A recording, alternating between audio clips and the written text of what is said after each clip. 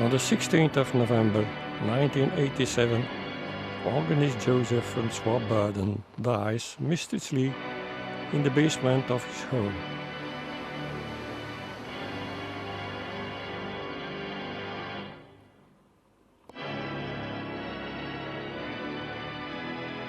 Days later, he is buried in an anonymous grave with a small piece of organ keyboard.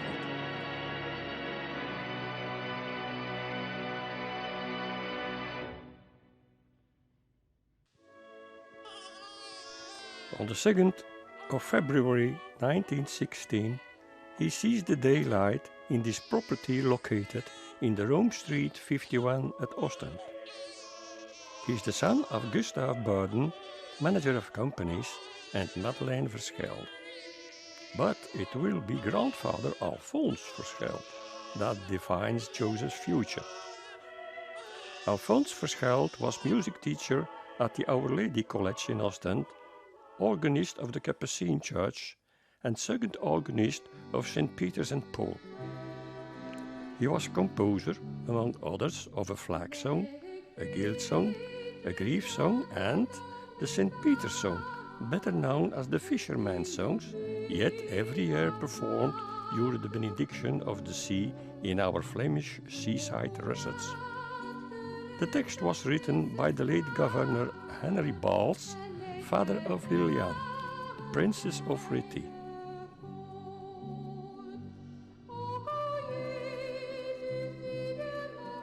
Also grandfather Verscheld, as choir master of the Peter and Paul Church, who received the handshake and the congratulations from King Leopold II at the consecration of the church in 1905. From there, the patriotism that was ingrained in the young Joseph. But Joseph was born during the First World War and was soon influenced by the bombing and destroying of his town. At 6 years old, he was sent to the Our Lady College. Meanwhile, he gets already organ lessons from his grandfather.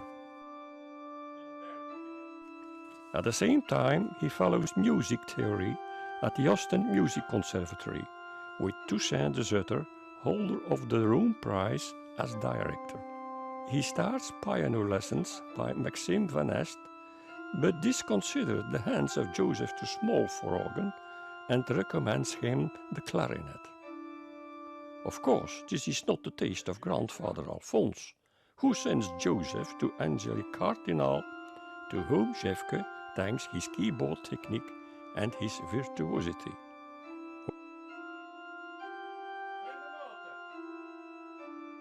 When on a Sunday morning grandfather Verscheld is too late at the Capuchin Church and the priest had already begun Mass, little Jefke, to great surprise, in the panic, pulled stops and started playing the organ.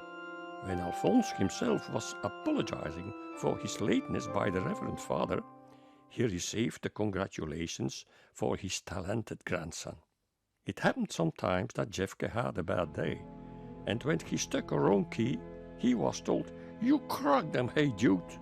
But when Jefke had done his best, he was rewarded by the baker with some sea biscuits.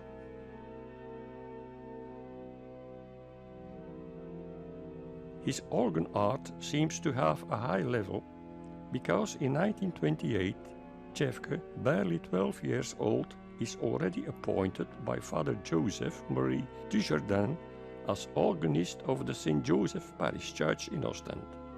On the same age, he is also allowed to start his studies in Malines at the world-famous Lemmens Institute. 3 times a week, Joseph voyages from Ostend via Brussels to Malines by steam train. There he gets lessons from Flor Baron Peters, Marinus de Jong, Staf Nees, Jules van Uffel and Jules Weverman. In 1936 he became laureate Lemmens and obtained his first organ prize with great distinction, the Prize of Excellence, and his Prize of Harmony and Counterpoint with the highest distinction. The local newspaper Le Littoral from the 27th July 1935 wrote, "The young laureate of Lemmens Institute performed on several occasions in the casino of Ostend." Le Phare, from the 31st of July 1935, wrote, "Barely 19 years old, he was appointed organist of the St. Joseph Parish Church, when often the Prince Charles honored him with his presence on the tribune." In the Duinenkalm from July 36, we read, "Our young town citizen obtains in the Lemmens Institute his prize of excellence." In the parental home was also a piano with pedal keyboard. But the organ in the St. Josephchurch suffered major damage during World War I, and the only 14 years old Berden already came with a plan to remodel it. It will take several years, but it will become a 3-manual organ with preservation of his romantic character. In 1931, Berden, only 15 and living with his parents, had the plans in mind to expand the organ, as we can see in the correspondence with organ builder Jules Naessens in Menin. Berden had 2 sisters, Lucienne and Elizabeth. Lucienne studied piano, and at the age of 19 she performed in the ancient Kursaal of Ostend the symphonic variations from Caesar Franck with a large symphonic orchestra.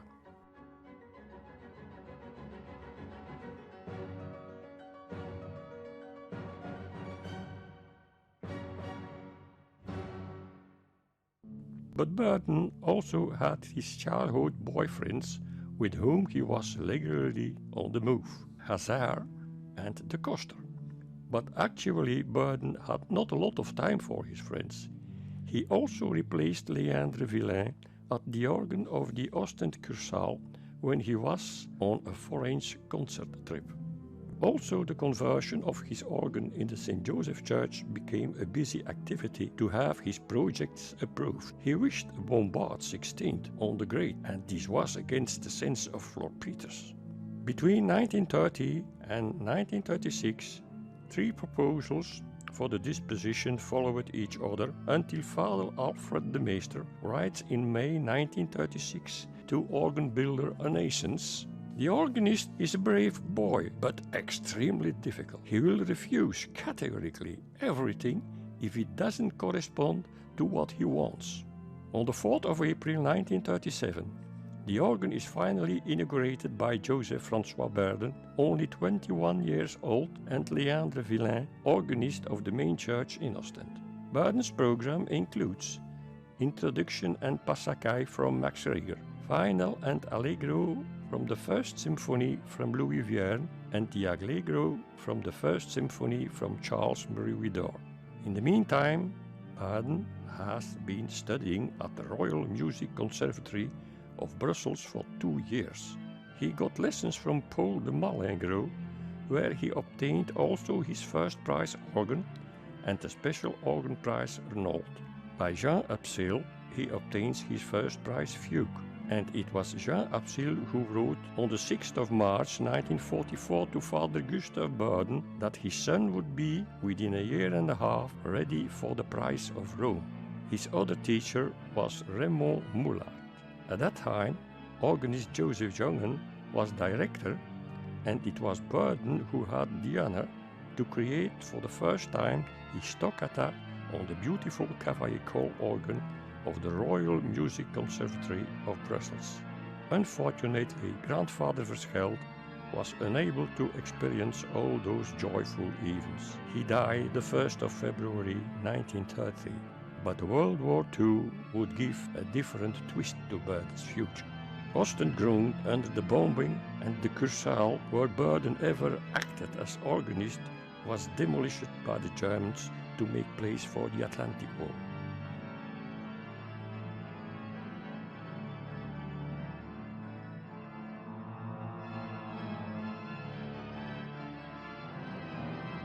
The romantic Charles Naessens organ disappeared, and till today we don't know what happened to the instrument, so that Berden was, for the first time of his life, taken away from his organ. There will be 2 more others to follow. Meanwhile, Berden had met a girl with whom he married on the 8th of October 1940. She was the daughter of shipsexpert Honoré Boydens and studied also piano on the Brussels Conservatory.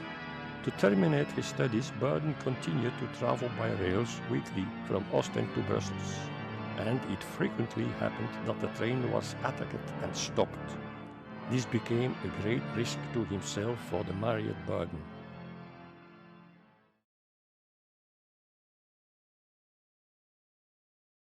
His friend Robert Survey, electrician engineer, installed for the occupier the bunkers of the Atlantic Wall. So Robert, nicknamed Seppen, obtained and the locations and the plans of the bunkers. But Seppen was a double agent and worked for the secret services, from whom he obtained after the war the highest British award, the King George Medal. But how those documents ended up in the United Kingdom? Can you imagine a safer place than between the covers of Bach's Petit Livre d'Orgue to deliver to the liaison officer of the resistance in Brussels? The now married Berden was conscious of the great risks and decided wise to stop his voyages to Brussels. This enabled him, although he was already prepared, to participate for the prize of Rome. He was since his 12th organist at St. Joseph and since 1937 music teacher and teacher harmony at the Ostend Conservatory. Earned some money as pianist in various small bands, which were very recommended in the past war period, was very welcome. Watteau, Melly Park, Bowdoin Park, but also the Ostend Letterie were his favorite locations to perform. But his music was for everyone, and if he was asked as church users to play music for non-Catholics, was for him no obstacle. During the season months in July and August he even played in the nightclubs as the Ostend Maxims and Moulin Rouge. And one night, who entered the club for his distraction? Yes, a member of St. Josephchurch Council. But Joseph, what are you doing here? Asked the councillor. Well, replied Joseph, I'm working here to earn some money. But what are you doing here? During the war, the family Berden was grown and got 2 children, Anne-Marie and Jean-François. Joseph Berden had since moved from the Alphonse Peters Lane to the Ypres Street, 17 bis. The family was also hit by a funeral. Joseph's oldest sister Lucienne, officially Luciana, died in 1943 in Eckel near Brussels as a result of an in war circumstances not well treated lung disease. She was transferred to Ostend, where she was buried.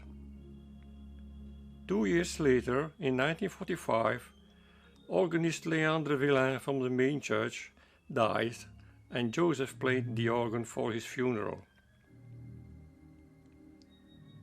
Fortunately, World War II ended in 1945 and Ostend was liberated on September the 8th by the Canadian soldiers of the 18th Armored Regiment of the 12th Manitoba Dragoons. The city remained behind as a ruin. There was literally and figuratively a lot of work on the store. Fortunately, the organ of St. Josephchurch was not damaged, only the stained glass windows of the central aisle were.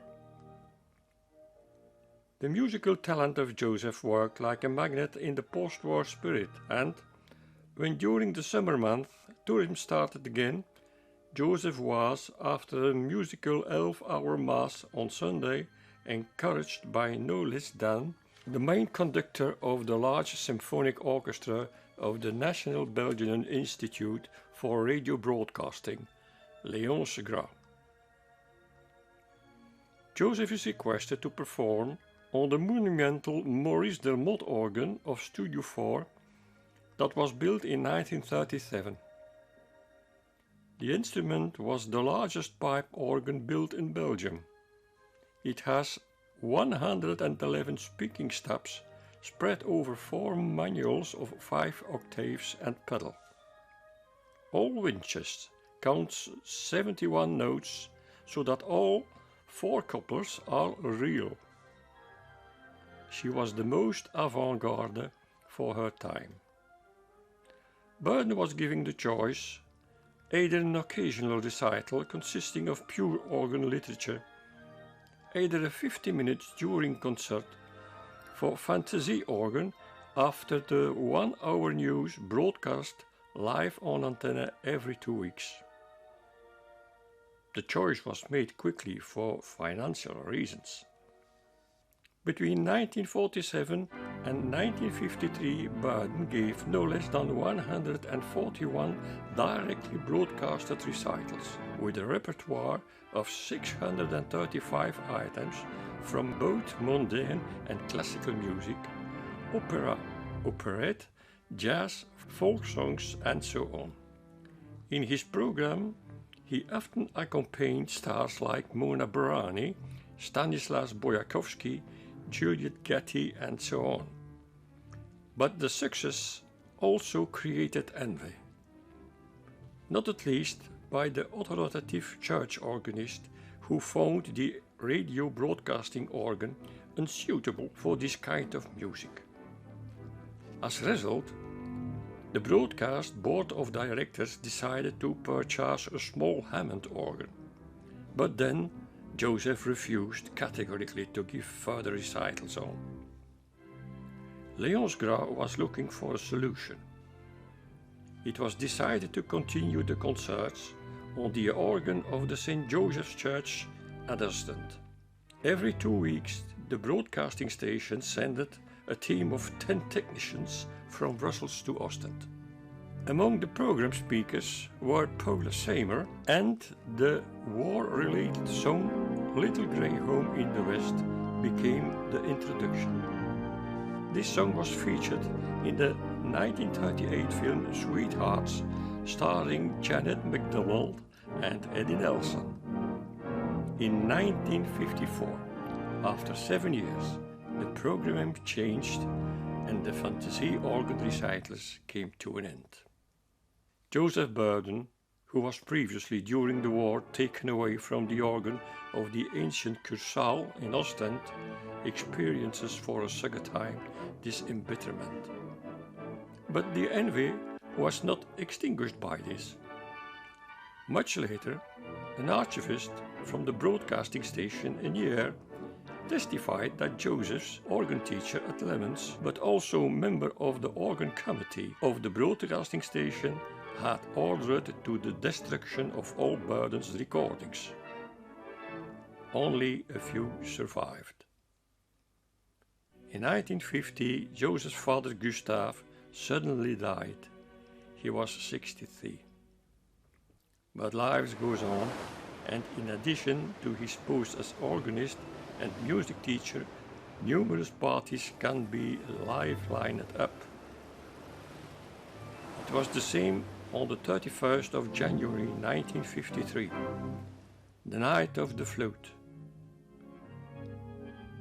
The Berden Orchestra played that night in the saloons of the Ostend Osborne Hotel located at the seawall, until the water washed over and flooded the city. The orchestra and the guests, of course too, had to flee to a higher floor. Joseph came home at 5 in the morning. He had gone through the water that came to his throat. A night to remember.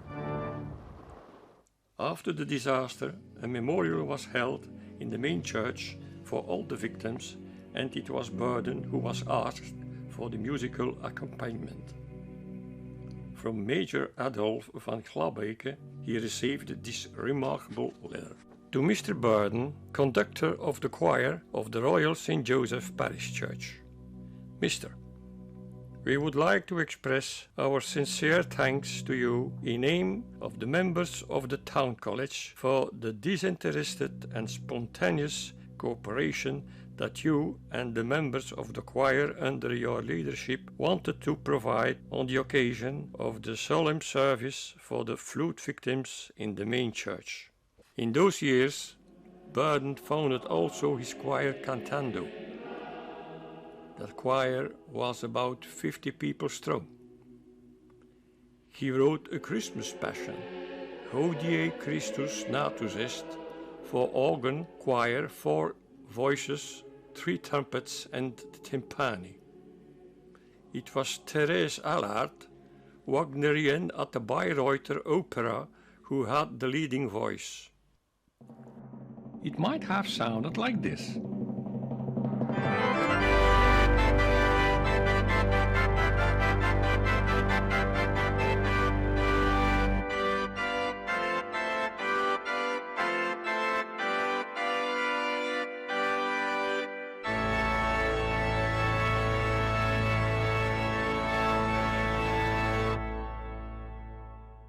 Joseph Berden founded his Cantando choir in the late 40s with a men's choir, but soon a boys' choir was added so that music for 4 voices could be fully performed.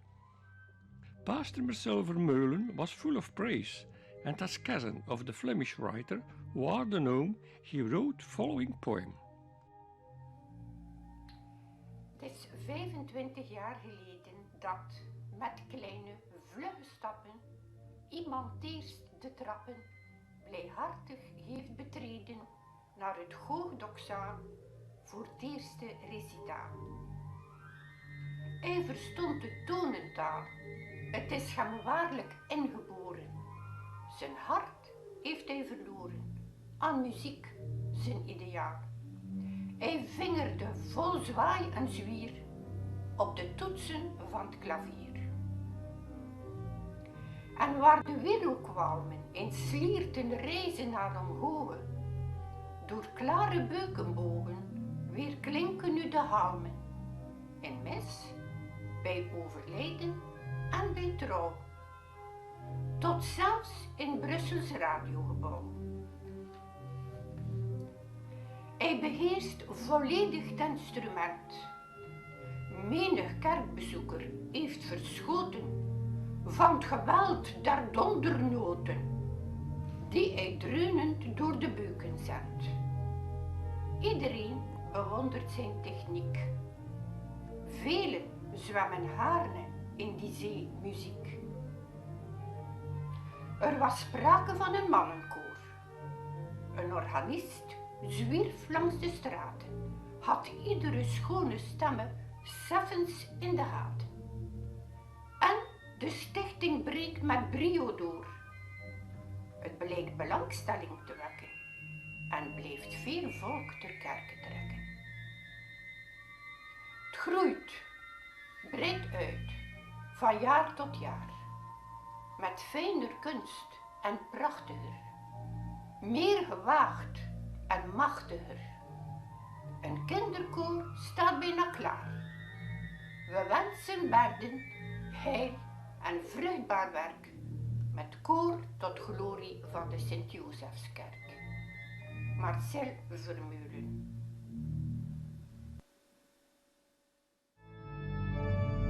In the late 40s, Berden left for a posthumous honeymoon to Berdorf in the Grand Duchess of Luxembourg, where he stayed at the still existing Hotel Kinnen. Both children, Anne-Marie and Jean-François, accompanied their parents. Berden married on the 8th of October 1940, and for his marriage the organ must be tuned. He sent the order to the organ builder Paul Naessens, specified that it was for a marriage, but didn't say that it was for his marriage. Léandre Villain dies on the 14th of November 1945. William Butaille of the main church St. Peter and Paul offers Berden the employment of organist of the Deaconal Church, but Berden thanks for the honor.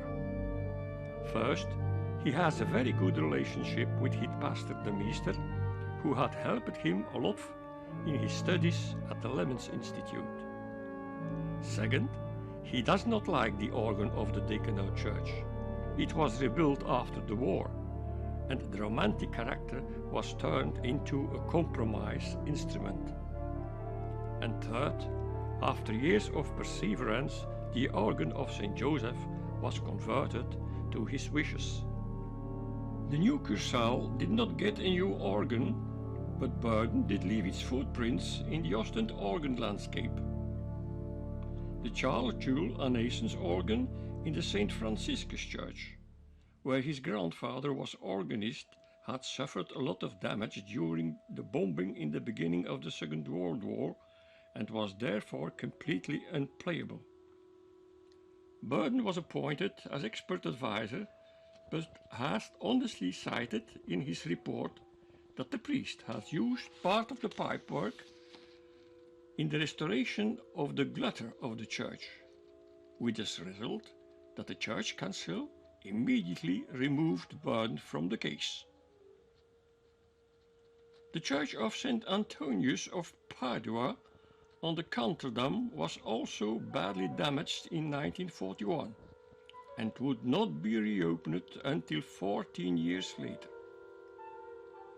On Berden's advice, a new organ was built by the organ builder Pels from Liège. It was also Berden who played the inauguration concert together with his choir cantando. The next instrument to be restored was the organ of Our Lady Church Aasgras, where Albert de Wolf was organist. The Hooghuis Tracker organ was electrified and received a freestanding console and a modified disposition. It was Delmotte who built in 1937 the great organ for the radio broadcasting that carried out the work in 1956. From 1952, Berden continued to build up his career. It was a very busy period at that time. Every week, several marriages, funerals, baptisms, masses, and so on. He had also a strong voice formed by a Polish singster, Irene Krastelli de Dormal, who lived in the Avenue Roger and with whom he had taken private lessons. Partly due to his 14-day organ recitals on the radio broadcasting station, he had a loyal audience who followed him, not only in Ostend but also far beyond. Among them, no fewer than the Prince Charles, James Ensor, Felix Labis, Emil Bulke, Karel Jonkheer, and many more. But the decision by the town council of Ostend to no longer build an organ in the new Kursaal, although Berden's plans and the budgets had previously been approved, couldn't give Berden's career as town organist and as organist of the symphonic Kursaal orchestra full expansion. Emile de Vlieger, conductor of that symphonic orchestra, resigns as director of the Cobservatory on the 1st of November 1959. Only 5 months later, on the 12th April, he died. Its violist George Maas, who will lead the Cobservatory for the next 17 years. Joseph Berden had not even applied. He was devoted to music and not to administration. At the Cobservatory, he fulfilled his duties as teacher, note reading, harmony, and accompanist of all instruments. But he took also his task as church organist very seriously, because within this institution he also acted as a singer and regularly as deputy sacristan. Loyal listeners, who not only came from Ostend but also from far away, such as the Baron van Ackere, the Count Isebrand de Lendonck, and many more, didn't let him go. Joseph only had to give a finger click to this latter to obtain a job as cathedral organist in the United States. This letter confirms this. The 7th of August 1956. I attended the 11-hour Mass last Sunday, and I was gratefully impressed by your colorful playing on the organs of the St. Josephchurch. My legal domicile is in Santa Barbara, California during the winter. I have also lived many years in New York, where I have been able to follow the great organists of the United States, and thus have been able to compare your playing with those of famous Americans, and your technique is surprising.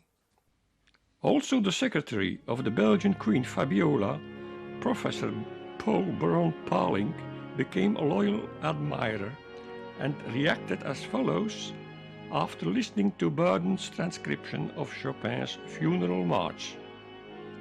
Secretariat of the Queen, Laken, the 12th of November 1976. Mr. Organist, I have continued to listen during your masterful performance of Chopin's Death March. I have never heard this funeral march so beautiful. I was truly moved by your masterful play, and I was impressed for a long time during the day. I wanted to congratulate you, although I don't know you personally, for your talent that you let so much enjoy by those present. The Queen's Secretary, Professor Dr. Paul Paling. In 1977, George Maas died suddenly. It is Alderman of Education, Alphonse Laridon, who sends his driver to Berden's home for an immediate conversation at the town hall. Berden had been appointed interim director of the Ostend Conservatory. The history of 17 years ago is repeated, but Berden can't avoid this assignment. It becomes a difficult combination, because at the end of the 70s, Berden was regularly asked by his colleague Pierre Moreau to replace him at the great Cavaillé-Collorgan of Notre-Damle de Paris. In this way, Berden not only got to know many Parisian organists, but also vice versa. Susan Chase-Martin, André Fleury, Olivier Messiaen, Bernard Cafferty, Jean Langlais, Gaston Litese, Jean-Jacques Grunewald, and last but not least Pierre Cochereau, and so on, became his friends and admirers. Also Raymond Barre, former French Prime Minister under Jacques Chirac, expressed personally his appreciation one day during a drink in the Tour de Notre-Dame for his improvisation Apocalypse. Meanwhile in Ostend, the job for director of the conservatory was declared open, but two aldermen, not even qualified for education, insisted that an examen should take place. Berden, who, due to war circumstances, had not reached his prize of Rome, could not obtain exception. The writing of the exam was rather an act of revenge, because once Berden, as interim, refused to give exception for a proof to the alderman's son because this preferred to participate in a sports activity rather than to participate in his examination. The result was that Berden, with all his diplomas and first prizes, was awarded 37% of the points. Roland Corain takes over the torch, and Berden returns to his note-reading lessons. Time flies fast, and in 1978, Berden became organist of the St. Josephchurch for 50 years. Reverend Father Aymar Michiels is full of euphoria about his organist and organizes his Golden Jubilee on September the 24th. In his invitation, he describes his organist as follows. Since 1928, he has held the organs of St. Josephchurch with an incomparable mastery. 50 years of loyal, competent and dedicated service. 50 years of delicate and generous participation in the joys and in sorrows of the parish community. 50 years of total and talented commitment in singing and playing to the great glory of God. The St. Joseph Parish Church will celebrate this great event with pleasure and gratitude. At 11 o'clock, great Thanksgiving Mass with the help of the Schola Gregoriana of the Saint Salvation Cathedral of Bruges under the direction of Roger de Rue. At 16 p.m., in tribute to the Jubilee, a musical session organized with the very precious material support of the municipal authorities of the city of Ostend. More centrally dedicated to Marnefield's pastor. The choir Saint Chrysol, conducted by Johan van der Eken, who won the first prize in Wallonia, alternates with Joseph Berden, who plays works by Bach, Guillemot and Peters on organ. The concert concludes with Handel's Hallelujah, after which Floor Baron Peters and Berden fall into each other's arms. Peters admits that he has nothing to teach to Berden either. Among the many present, we also note the secretary of Queen Fabiola, Professor Paul Baron Paling, violist Maurice Raskin, pupil of Eugene Isaïe, colleagues organists, conservatory teachers and others from the music world, parishioners and admirers. The tribute ends with a number of speeches where Dean Lunke expresses his appreciation in the name of the ecclesiastical community. He pinned Berden the Golden Donations Cross, expresses the hope that this concert not makes an organ point behind Berden's career, and wishes that the organ of St. Joseph be allowed to receive a fourth manual. On behalf of the Church Council, President Willy de Suave donated a tin dish. Finally, Alderman Julian Hoekind also presents a gift in the name of the city of Ostend. The days of Berden are busy, and he receives more and more invitations for concerts in his country and abroad. This with the following highlights. On the 17th of August 1980, at the invitation of the Audition d'Orgue and as music ambassador for 150 years Belgium, Belgium will perform for more than 5,000 listeners at the world-famous Cavaillé-Collorgan of the Notre-Damle de Paris, where he plays works by the Belgian masters Peters, Lemmens, Jongen, the final from Guillemot's First Symphony, and his own Capriccio Belgica, dedicated to the Belgian dynasty. The press is unanimously enthusiastic about this event, with as result that Berden is invited by the Belgian ambassador in Paris, Pater Not de la Vallée, to play on the 15th of November his Capriccio on the organ of the Saint-Louis des Invalides at the occasion of King's Day. Organist Pierre Gazin receives him with open arms.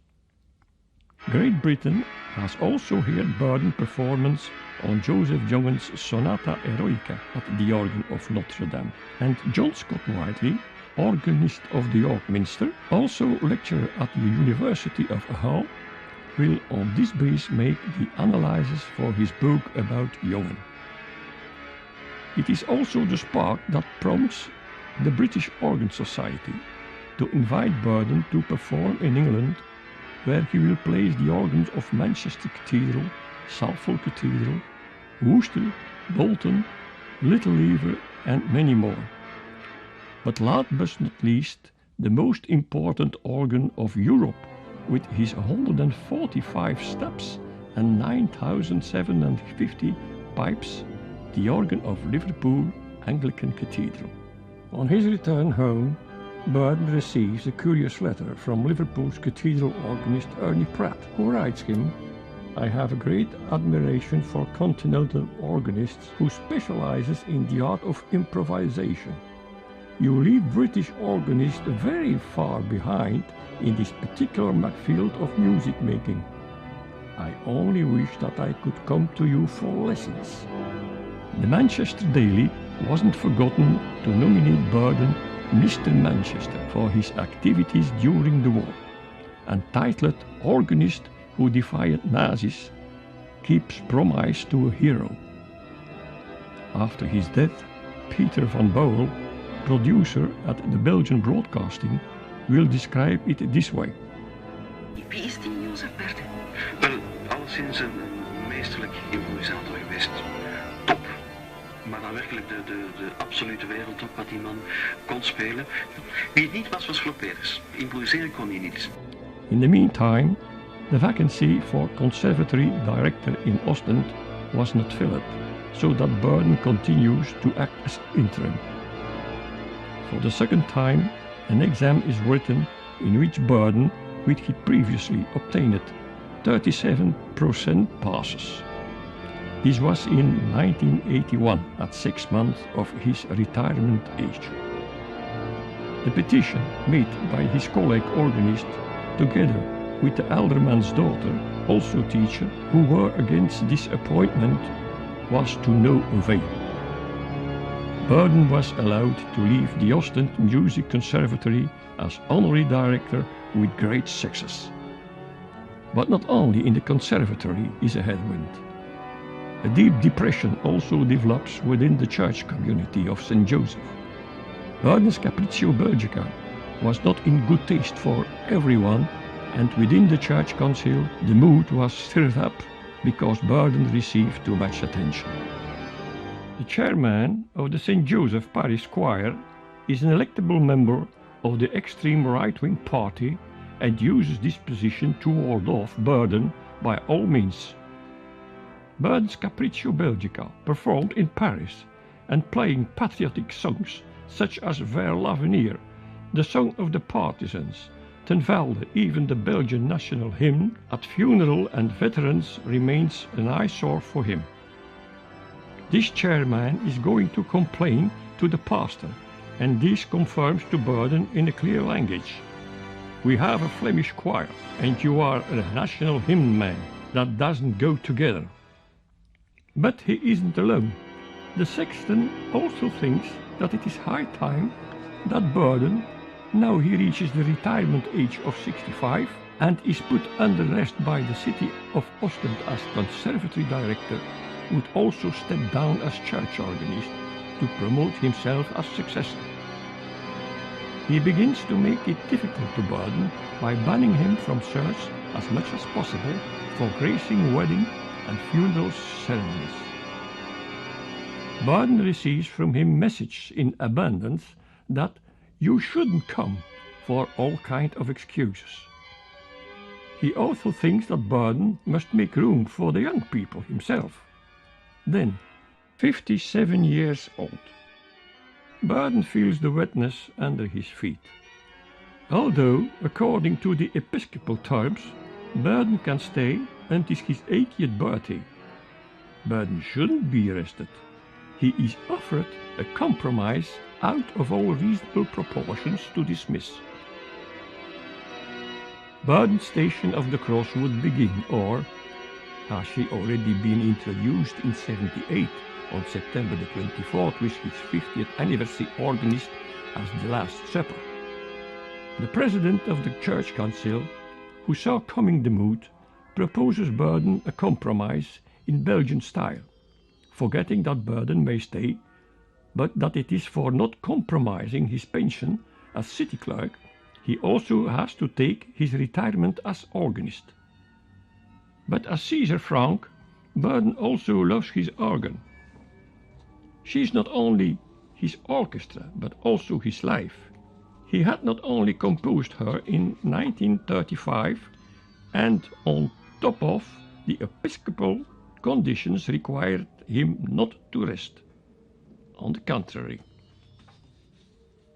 On July the 27th, 1981, Berden is invited by the church council to discuss his activities as sexton organist after September the 1st, the day Hugh retires. An agreement on the compromise is impossible, because the retirement is linked to the strict unilateral conditions imposed by the church council. First, Berden must accept the title of honorary organist. Second, Berden will or must continue play every Sunday the 11-hour Mass and will receive therefore a salary of €750 or £600 gross a year. Third, Berden can play the organ in preparation for concerts, but in the event that there is a consultation with the pastor and in good relationship with the new titler. Fourth, and now, all the above conditions are to be accepted in globo.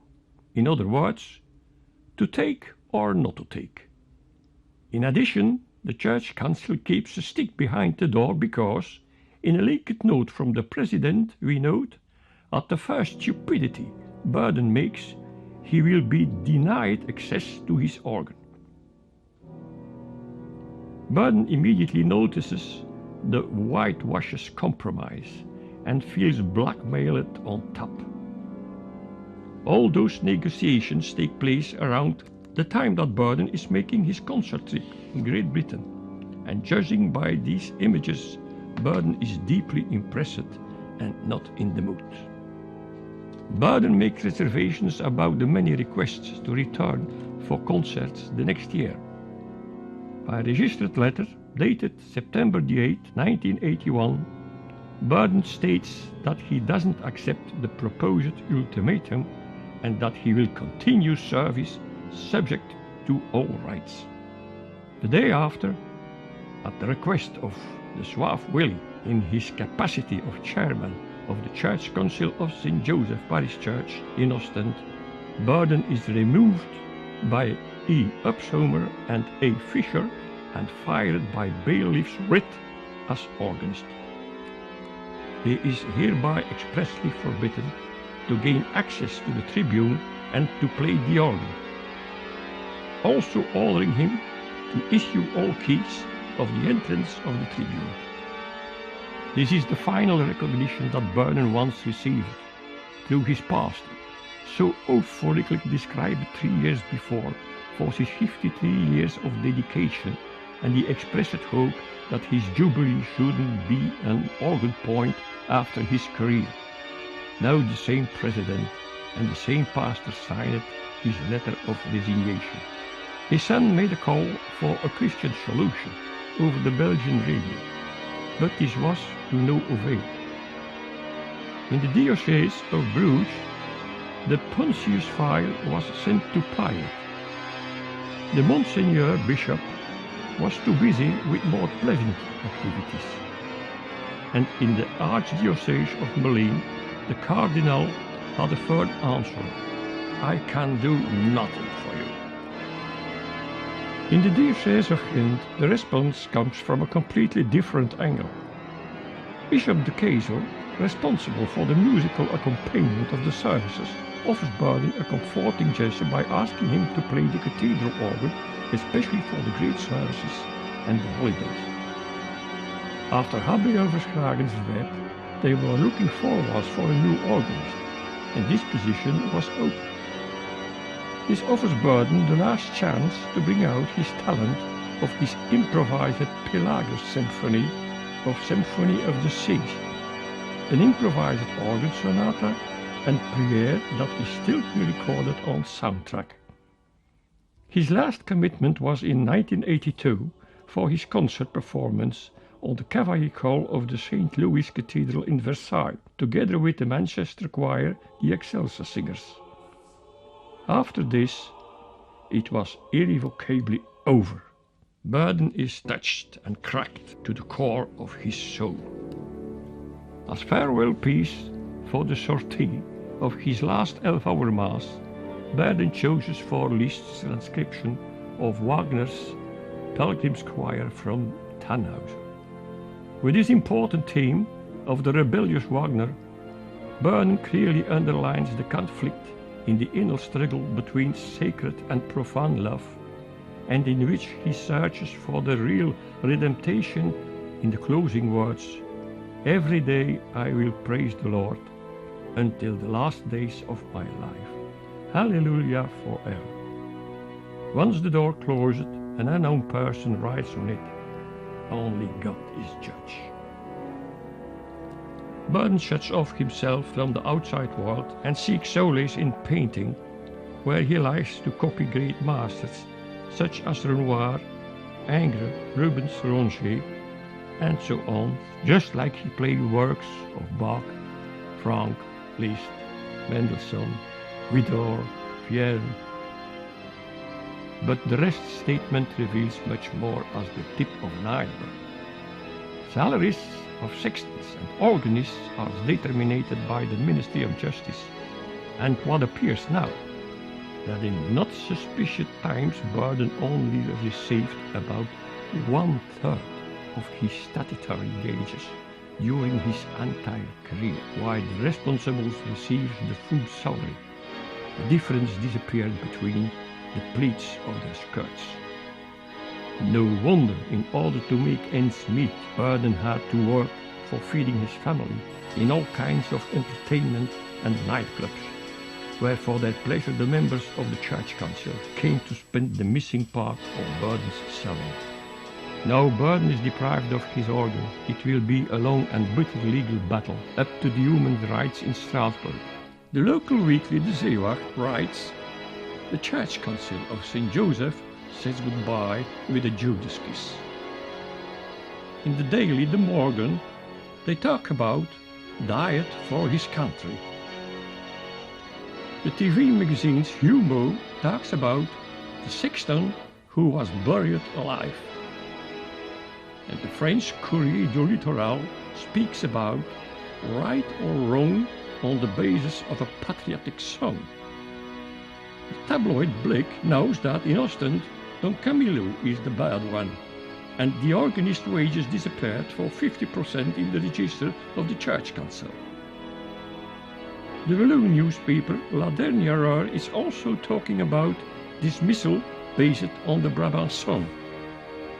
After during World War II, Berden lost his Renaissance Cursor organ for the first time, which was demolished by the occupying forces, and after Berden lost his organ from the Brussels radio broadcasting for the second time because the broadcasts of the fantasy organ recitals were stopped, Berden is now being deprived of his Kerkhoff Renaissance organ for the third time.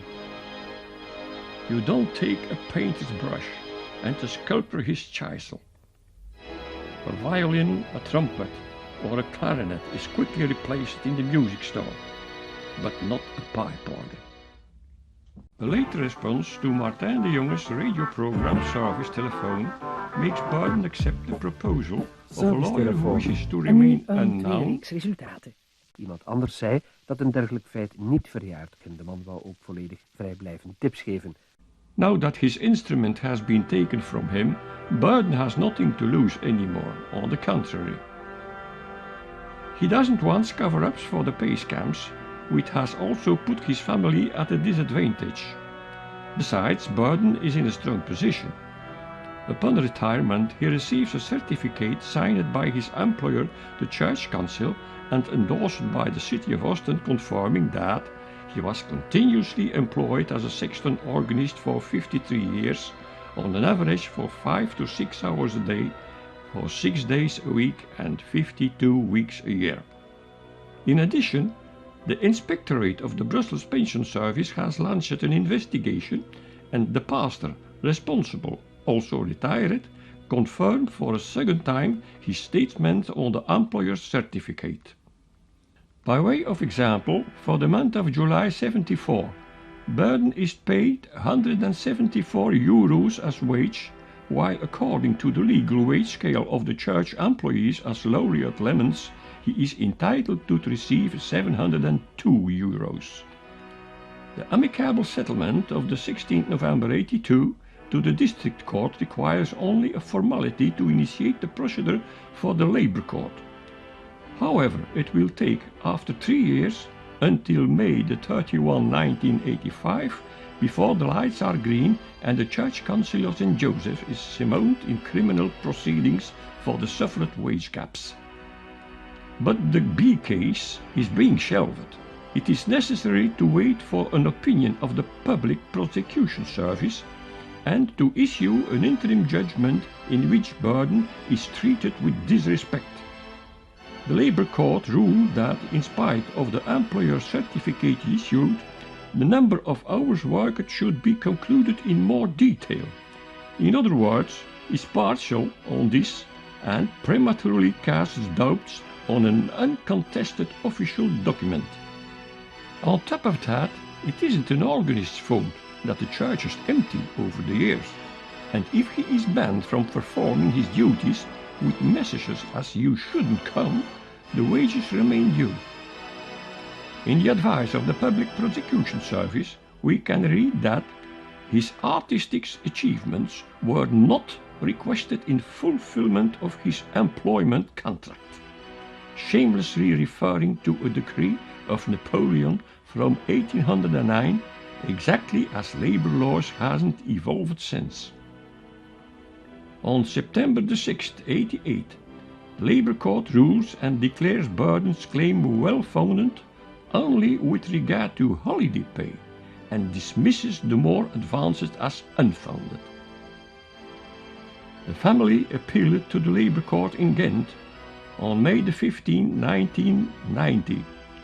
The request to reopen the debates is rejected and unfounded, and the judgment confirmed these of the court in first instance in Bruges. No wonder, the course of the procedure has a political color. It is described in the Weekly Humour on February 3, 1990. The case was heard by a judge of Catholic purport at the District Court in first instance and the Labour Court. If this wasn't the case, the chamber or the chairman were changed or replaced. In Bruges, the case went from the 3rd to the 9th chamber, and in Ghent, Chairman Wymans was replaced by Chairman Payne. Berden's family makes a final attempt at the human rights in Strasbourg, but there they judge that in Belgium not all legal remedies has been exhausted and they do not intervene. Indeed, a cassation lawyer makes the family lighter by €5,000 but allows the terms to expire. But it is good that Berden has no longer had to experience the painful continuation of this embitterment that started nearly 20 years before. The last years of Joseph's life were marked by sadness and powerlessness. His innate musical improvisation talent, which made him write music and composition superfluous, couldn't give him, by lack of his organ, no further form and deep expression of his feelings. Even his concert grand piano became less and less appealing to him. He didn't opt for a player, a Gaveau, a Steinway, a Beusendorfer, but cherished his Ruth Ebert, the piano that also was Richard Wagner's favorite. In the long run, it becomes a rarity that he still touches his piano, and it takes a lot of diplomacy and patience to persuade him, even in family circles, to improvise once again. If he suspects that it would be recorded, then it will certainly not work. Only a few exceptions around 1987, the year of his death. After, it becomes icily silent. On the 14th of November 1987, Joseph-François Berden loses consciousness in the basement of his house where he has his painting studio. He falls backwards with his head touching a pointed object, resulting in an internal bleeding. He is flown to the Bruges Academic Hospital where he is hastily operated. The trepanation shouldn't help. He dies 2 days later on November the 16th of the consequences, the day on which also Leandre Villain died. The cerebral hemorrhage is confirmed as cause of death at the autopsy, and the remains are released by the public prosecutor's office. What wasn't investigated is the cause of the unconsciousness resulting in the fall. On November the 20th, Berden is, according to his wishes, buried in silence. although he, despite everything, had not lost his faith. The statue of Mary, which had a prominent place in the painting studio, can confirm this. He doesn't wish it for any form of grandiose funeral, neither civil or neither ecclesiastical. The organist who guided his parishioners to their final resting place for 53 years thanks for the honor. Berden does not need a St. Josephchurch to be admitted to heaven. At 8 o'clock in the morning, he is buried on earth on the cemetery of the Stuyver Street in an anonymous grave. As someone writes after his death, the Van Gogh of music is no longer. Even the professional press has forgotten this icon of the organ. With the only exception of the Union Wallonne des Organistes, where Jean-Pierre Félix, organologiste, provides extensive reports in their edition of L'Organiste. The musical genius will never again give an organ recital for 15 acts. However, André Schurgens from Canada had asked him to put himself above this low-profile riffraff and not stop his admirers from his large-scale talent. Violist Maurice Lasquin, present as his Golden Jubilee, who stayed as a judge for the Paganini competition in Italy, had expressed the wish, "I hope that we will play together in '82, but it shouldn't be anymore." Pierre Moreau, co-titler of Notre-Damle in Paris, writes to his son, "Dear friend, if I have waited a little to answer you, it is because I was very saddened to what you have told me. I am having a hard time to accept reality. It is clear that the lack of his instrument has affected him in the depth of himself. In these circumstances, I can only wish you courage. I keep from him in memory a friend, a wonderful virtuoso and a musician with good taste. Write me occasionally in memory of your father, Pierre Moreau." Madame de France, singing professor at the Musicconservatory of Ostend, writes, "The tremendous news has struck me badly, and it is not yet in my mind that the friendly and the great artist is no longer there." His friend Florimond Corsellis, retired chief of the Ostend City Harmony, and Madame also shared their condolences. "We deeply regret the death of Mr. Joseph Berden, whom we admired with great sympathy for his prestigious virtuosity as an organist." Mr. and Mrs. Pierre Nollet from Low-Reiningen add, "I can think about the fact that we won't be able to listen to him anymore."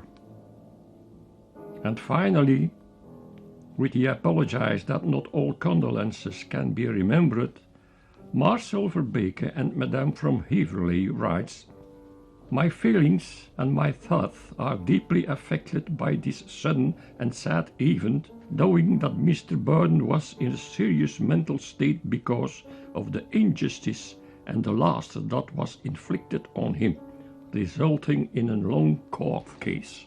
Mr. Berden, blessed memory, was a noble, artistic and gifted organist from Ostend, with the exceptional merit of being above all a man of good will, for which many are grateful to him."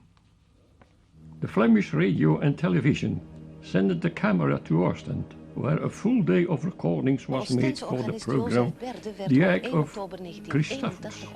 Of the more of 3 hours of effective recordings of interview, the content was condensed, or may be called censored, until the passing of a well-known family member with the pacecam in the background. Wij wilden u uiteraard ook graag het standpunt van de kerkfabriek laten horen, maar die wou niet aan onze uitzending meewerken. Son Jean-François was able to get hold of the original tapes that were not broadcast. En in die tijd mocht hij bijverdienen tot iets van 180.000 frank bruto per jaar. Maar men stelde hem voor dus om aan te blijven tegen slechts 30.000 frank bruto per jaar. Overigens, er is een advertentie verschenen na het ontslag van uw vader in een plaatselijk weekblad om een nieuwe organist te zoeken. Inderdaad, in het parochieblad kon men lezen, een maand of 2 maanden nadien, voor de Sint-Petrus- en Pauluskerk in Ostende, gevraagd, koster organist, mag zelfs gepensioneerd zijn. U denkt dus dat het ontslag van uw vader te maken heeft met toestanden van de plaatselijke politiek hier in Ostende? Absoluut. Op het eind van zijn loopbaan, ik spreek u dus wel van het jaar 80, dan moet hij iets gehad hebben van een 17.000 en zoveel bruto per maand. Daar waren de ministeriële omzendbrieven in functie van de jarendienst, in functie van de diploma's enzovoort enzovoort. Moest hij iets hebben van in de 40.000 per maand. Dus als we een rekensommetje maken en we gaan achteruit, kan u zich voorstellen wat dat betekent. Hoe groot is dat rekensommetje dan? Wel, dat rekensommetje die zit momenteel nalatigheidsinteressen inbegrepen over al die perioden, ook de periode van de procedure. Die staan wij momenteel aan 14,7 miljoen. Was het wel zeker dat uw vader een voltijdse job had? Absoluut. Absoluut, daar is geen twijfel. Trouwens, bij uitdiensttreding kreeg hij een getuigschrift van de werkgever, waarin dus geattesteerd staat dat hij gedurende 6 uren per dag, 6 dagen per week, 52 weken per jaar, ononderbroken van het jaar 28 tot 1981 in dienst is geweest en dat hij verbonden was aan de kerkfabriek met een bediendencontract. Dat was een attest van de kerkfabriek? Dat was het attest uitgevaardigd van de kerkfabriek. En dat was zelfs bekrachtigd door het openbaar bestuur, door het gemeentebestuur of het stadsbestuur van Ostende. Dus kortom, over de vraag of uw vader voltijds werkte, bestaat geen enkele twijfel? Is er geen enkel twijfel. After all those years, as with all wars, there are some veterans who still remember him well. We went to see them. Niet gekend, maar misschien welke zijn uw indrukken over de persoon van de organist? Wel, ik ben inderdaad afkomstig uit Koekelaren en ben maar in 1990 afgestudeerd en hier ook organist geworden in Ostende. Dus jammer genoeg heb ik Joseph Berden nooit persoonlijk ontmoet of persoonlijk gehoord. Maar zijn opnames getuigen van een zeer grote virtuositeit, ook een zeer grote muzikaliteit en een zeer grote persoonlijkheid. De manier waarop hij bijvoorbeeld Bach vertolkt is enorm persoonlijk, is muzikaal, met een heel grote persoonlijke inbreng. Ik ben vooral ook zeer onder de indruk van de opnames van zijn improvisaties, vooral deze op Gregoriaanse thema's, die vind ik zeer indrukwekkend. Voor mij is Joseph Berden echt, of was Joseph Berden echt een zeer groot vakman. Dat is al een heel tijdje geleden, maar ik moet zeggen, in het koor Cotando, dat hebben we heel gedaan. En daar heb ik eigenlijk de microbe binnengekregen om te zingen in het koor. We waren toen nog een, ik denk 13, 14 jaar of zoiets. En Berden, die was streng, maar we hebben dan ook daarmee veel geleerd aan hem. En we hebben heel mooie excursies gedaan, we hebben veel optredens links en rechts gedaan. En het hoogtepunt was altijd met kerstmis, met de middernachtviering, wat dan voor een bomvolle kerk, want ze moesten zelfs de kerk toen afsluiten, nog voor 12 uur, omdat het vol zat, kon niemand meer bij. En die nachtmissen, dat hadden we heel goed voorbereid en dat was prachtig. En nu nog zing ik in een koor hier in Hunter en die microbe blijft erin zitten.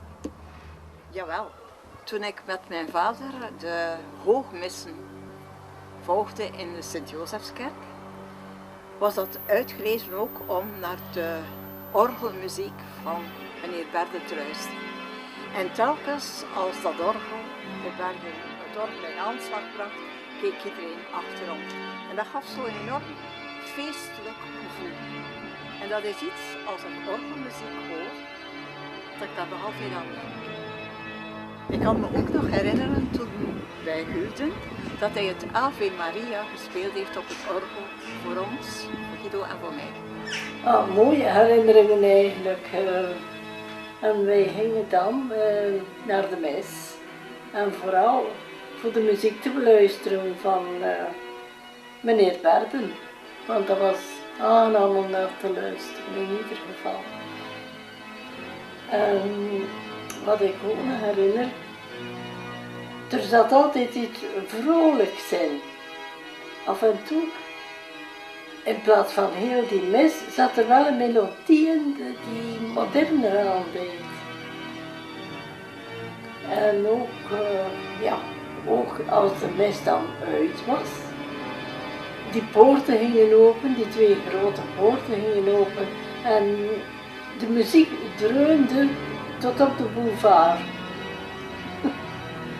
Ja, echt waar, dat was zo'n feestelijk geluid en dat hoorde daarbij. Ik herinner me ook dat ik eens een captatiewagen van N.I.R, geloof ik noemde dat nog, naast de kerk stond. En nadien konden we die muziek beluisteren. En dat heb ik toch onthouden. Dat was zo speciaal dat wij op de radio Berden konden horen spelen. En dat was er ook geen kerkmuziek hoor, dat was zo'n beetje modern. Ik heb hem zeer goed gekend, want Joseph Berden was niet alleen de organist van de grote kerk, zoals men dat zei, maar was ook mijn leraar in het eerste jaar notenleer. Solfège heette dat dan, in het Musicconservatorium van Ostende. Dus met andere woorden, ik was 8 jaar, stelde u de burgemeester van vandaag voor als 8-jarig jongetje. En ik moest dan binnen in de klas met toch wel een imposante leraar, vriendelijke man, goede leraar ook. En we moesten daar alle noten leren van hem, want het eerste jaar was uiteraard zonder instrument. En ik zie het nog altijd voor mij, in de Romestraat. Ik zie hem nog voor de klas staan en dan moesten we allemaal samen zingen. Do, re, mi, fa, sol, rust. Do, re, mi, fa, sol, rust. La, si, do, re, si, do. Enzovoort, enzovoort. En ja, dat is nog altijd in mijn geheugen gegrift. Ik heb er zeer goede herinneringen aan. But the family archive has enough audio recordings to keep Joseph Berden alive. Many of these are already on YouTube under this name, but much remains to be posted. Let's say goodbye with his only video recording on his Ruth Ibach piano, where he plays one of his last improvisations. Watch in particular his style of performing, à la Rubinstein. Thank you, Master.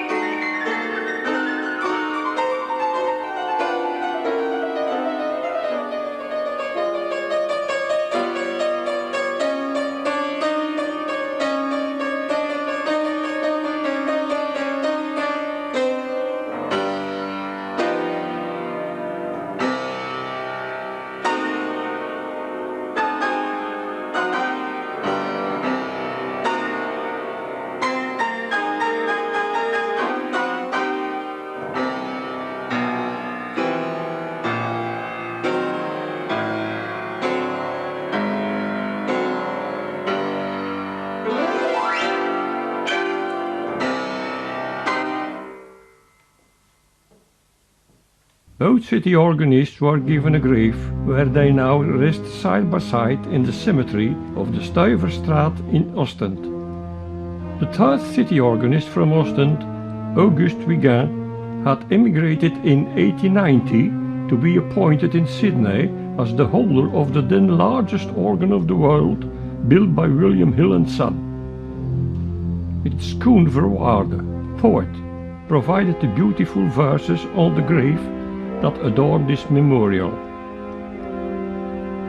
In 2017, at the initiative of Anne-Marie and Jean-François, and in the presence of the alderman of culture, Bart Plasgaard, a tribute was paid to both organists.